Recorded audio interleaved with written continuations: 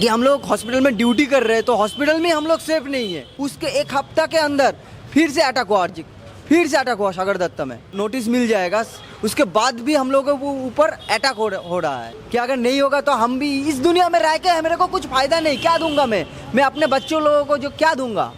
ये दुनिया में छोड़ के जाऊंगा। अगर सुरक्षित महसूस कर रहे होते तो इधर हम लोग नहीं बैठ रहे होते। अगर सुरक्षित महसूस कर रहे होते तो इधर हम लोग भूख हड़ताल नहीं कर रहे होते। देखिए, आज से लगभग 2 महीना पहले बंगाल में एक लेडी डॉक्टर के साथ जिस तरीके से हैवानियत की गई थी, पूरे देश में सबसे बड़ा मुद्दा बन गया था। लेकिन मुद्दा बन के ही क्या हुआ? क्या उस लड़की को न्याय मिल गया? क्या उस अपराधियों को उतनी बड़ी सजा मिल गई जितना बड़ा वो कांड किया था, जितना बड़ा वो हैवानियत किया था? इन सभी मुद्दों को लेकर के कुछ स्टूडेंट हमारे साथ है, कुछ डॉक्टर डिपार्टमेंट के लोग हमारे साथ हैं जो अभी भी प्रोटेस्ट कर रहे हैं कि उस लड़की को, उस बहन को, उस बेटी को न्याय मिलना चाहिए। क्योंकि एक लड़की के लिए आज भी ये लोग सड़क पे खड़े हैं, ये लोग अनशन पे बैठे हैं, आमरण अनशन पे बैठे हैं, भूख हड़ताल पे बैठे हैं, ताकि उस बहन को, उस बेटी को न्याय मिल सके। बहुत सारे छात्र हमारे साथ है, बहुत सारे स्टूडेंट हमारे साथ है। क्या नाम हुआ भाई साहब आपका? मेरा नाम राजीव विश्वास है। मैं doctor R M dental college का एक इंटर्न हूँ। अच्छा, ये अनशन आप लोग कर रहे हैं, ये प्रोटेस्ट कर रहे हैं, ये प्रोटेस्ट किस लिए है और क्यों कर रहे हैं आप लोग? देखिए, आज से लगभग पूरा 60 दिन हो गया हम लोगों का। यह डॉक्टर आरजीकर मेडिकल कॉलेज में एक सेकेंड ईयर पीजीटी एक दीदी का मतलब इतना घिनौना हरकत हुआ। आप लोगों को शायद पता होगा कि वो पूरा नेशनल न्यूज़ हो गया, ठीक है। इस पर बहुत सेलिब्रिटी बहुत कुछ बोला होगा। तो सभी लोग इतना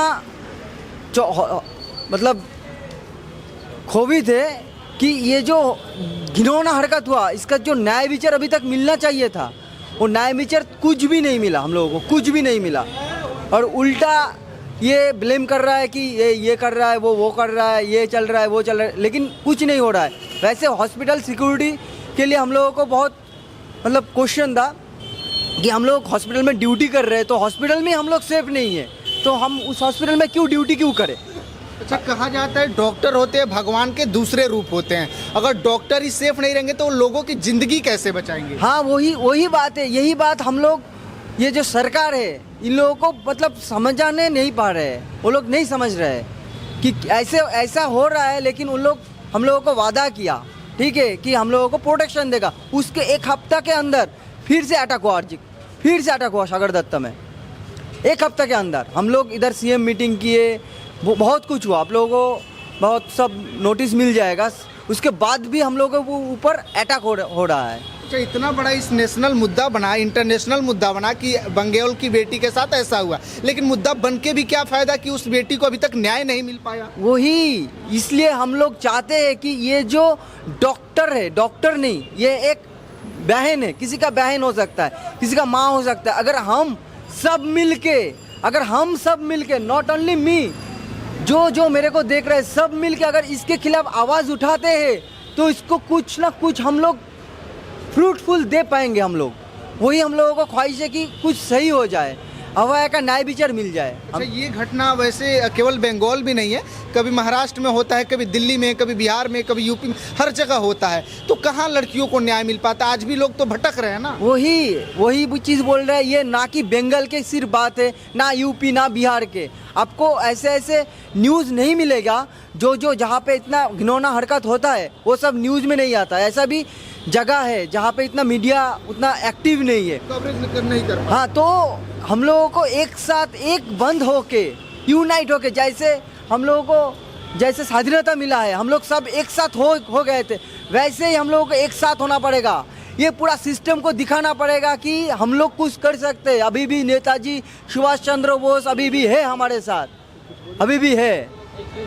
अच्छा, वैसे कहा जाता है कि देश में हर 15 मिनट में एक बहन के साथ, एक लड़की के साथ रेप होता है, तो देश की बेटियां कहाँ सुरक्षित है? प्रधानमंत्री भी बोले थे कि देश की बेटी हमारी बेटी है, हम अपना बेटी मानते हैं। कहाँ सुरक्षित है? कहीं भी सुरक्षित नहीं है। सिर्फ लड़की नहीं कि कोई भी सुरक्षित नहीं है इधर इस इंडिया में। बेसिकली कोई भी सुरक्षित नहीं है। तुम जहाज भी देखोगे वहीं पे लड़की होगा तो उसको रेप मर्डर ऐसा हो रहा है। अगर तुम गांव में जाओगे तो लड़कों को देखोगे जैसे उन लोगों को ऊपर दबाव बनाया जाता है, पॉलिटिकल प्रेशर, कोई कुछ बोल नहीं पाता, ये सब होता है इधर। अच्छा, इसमें तो सीबीआई जांच चल रही है ना, तो आप लोग फिर ये अनशन क्यों कर रहे हैं? चाहे तो सीबीआई किसी का नहीं होती है, वो एकदम निष्पक्षता से जांच कर रही है, जो भी होगा आगे कार्रवाई होगा। जो भी निष्पक्षता से जो भी कर रहा है, लेकिन देखिए दादा 60 दिन हो गया, इतना दिन तो नहीं लगता, इतना दिन नहीं लगता। अगर ये किसी मतलब ऐसे पॉलिटिकल व्यक्ति के साथ हुआ रहता तो वो तभी तुरंत उसी वक्त उसको पकड़ा जा सकता था। ऐसे क्यों है सिस्टम, ऐसा क्यों है, ये हम क्वेश्चन करते हैं आपसे, ऐसे सिस्टम क्यों है? ये इसका उत्तर आप लोगों के पास है, ये आप दिल से सोचिए, ये उत्तर आप लोग नहीं दे पाएंगे। अच्छा, आप लोगों का सवाल है स्टेट गवर्नमेंट है या नेशनल गवर्नमेंट, जो राष्ट्रीय सरकार है, उससे किससे आप लोगों का सवाल है? टोटल सिस्टम से है, टोटल सिस्टम से ही है हम लोगों का, ऊपर से नीचे, ऊपर से सब ये जो हरकत है, इसके लिए कोई राज्य लेवल या फिर नेशनल लेवल का बात नहीं है, इसके लिए पूरा सिस्टम को हम दोषारोप करते हैं कि इतना दिन हो गया फिर भी अभय का न्याय विचार नहीं मिला। तो आपको उम्मीद है कि कुछ न्याय मिलेगा? तो उम्मीद है, तो इसलिए हम लोग भूख हड़ताल में है कि अगर नहीं होगा तो हम भी इस दुनिया में रह के मेरे को कुछ फायदा नहीं, क्या दूंगा मैं अपने बच्चों लोगों को जो क्या दूंगा, ये दुनिया में छोड़ के जाऊंगा? ऐसे दुनिया नहीं चाहिए। आप लोगों के साथ लड़कियां भी काम करती है, लड़के भी करते हैं, क्या आप लोग अपने आप को हॉस्पिटल में सुरक्षित महसूस करते हैं? अगर सुरक्षित महसूस कर रहे होते तो इधर हम लोग नहीं बैठ रहे होते, अगर सुरक्षित महसूस कर रहे होते तो इधर हम लोग भूख हड़ताल नहीं कर रहे होते। लेकिन ये हड़ताल से क्या सरकार आपकी बातें सुन पाएगी, कार्रवाई क्या जल्दी हो पाएगी? लगता है आपको, विश्वास है ऐसा? वो तो अब उन लोगों को पता है। अगर मेरा वॉइस अगर उन लोगों तक पहुंचा तो शायद सुनेगा, अगर नहीं सुनेगा तो हम लोग ऐसे ही भूख हड़ताल करेंगे। एक आखिरी सवाल आपसे पूछे, क्या लगता है, उम्मीद है कि सरकार आपकी बातें सुनेंगी? আমাদেরকে শুনতে বাধ্য করাতে হবে। 2 মাস ধরে আমরা 60 ডেজ অতিবাহিত হয়ে গেছে, আমাদের গভর্নমেন্ট আমাদেরকে জাস্টিস দিচ্ছে না, বাধ্য করতে হবে। আমরা চিকিৎসক, রোগীদের পরিষেবা দেওয়ার জন্য আমরা বদ্ধপরিকর, সেই জন্য এই গভর্নমেন্ট সাধারণ মানুষকে আমাদের উপর, চিকিৎসক সমাজের উপরে রাগিয়ে তুলছিল এবং আমাদের উপরে ক্ষোভ তৈরি করার চেষ্টা করেছিল, এবং আমরা সেই কমপ্লিট সিজওয়ার্ক থেকে আমরা পুরোপুরি পেশেন্ট পরিষেবা দেওয়ার জন্য আমরা মনস্থির করেছি এবং সেই সিজওয়ার্ক উঠে গেছে। এবং আমরা এই গভর্নমেন্ট স্বৈরাচার হিটলার শাসক, তো ফলে এই শাসককে সহজে নাড়ানোর মতো এত 60 ডেজ আমরা আন্দোলন করার পরেও এরা জাস্টিস দিতে অপারগ। ফলে আমরা আন্দোলনকে আমরা হাঙ্গার স্ট্রাইকের মাধ্যমে আন্দোলনকে আরও সর্বোচ্চ লেভেলে তীব্র থেকে তীব্রতম জায়গায় যাতে নিয়ে যাওয়া যায় জাস্টিস পাওয়ার লক্ষ্যে, এবং অভয়া যে আমাদের দিদির সাথে যে ন্যাক্কারজনক ঘটনা হয়েছিল সেই জাস্টিস পাওয়ার জন্য আমাদের আন্দোলন আরও তীব্র থেকে তীব্রতর করার লক্ষ্যে আমাদের এই অনশন এবং এই सिंबॉलिक हंगर स्ट्राइक। सच में जो स्टूडेंट है काफ़ी ज़्यादा पीड़ित हैं, सिर्फ इसीलिए कि ये लोग जो है कि अपने हॉस्पिटल में भी अपने आप को सुरक्षित महसूस नहीं कर पा रहे।